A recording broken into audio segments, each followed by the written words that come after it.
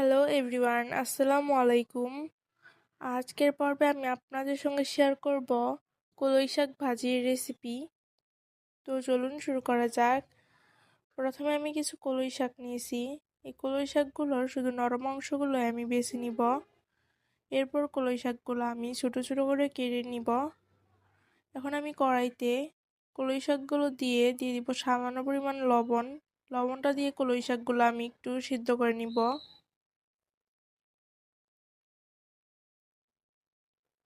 কলই শাকটা সেদ্ধ করা হয়ে গেলে এখন আমি তুলে পানিটা ঝরিয়ে নিব। এখন আমি কড়াইতে কলই শাকগুলো ভেজে নিব। এর জন্য আমি একটি কড়াইতে তেল গরম করে এতে দিয়ে দিব শুকনা মরিচ, দিয়ে দিব পেঁয়াজ কুচি, রসুন কুচি, মরিচ কুচি। এখন সবকিছু ভালোভাবে ভেজে নিব। ভাজা হয়ে গেলে এতে আমি কলই শাকগুলো দিয়ে দিব। কলই শাকগুলো দিয়ে কলই শাকগুলো ভেজে নিব। ভাজা হয়ে গেলে আমি কলই শাকগুলো তুলে নিব। তো আজকে আমার রেসিপিটা এই পর্যন্তই। আপনারা সবাই ভালো থাকবেন এবং আমার চ্যানেলটি সাবস্ক্রাইব করে দিবেন।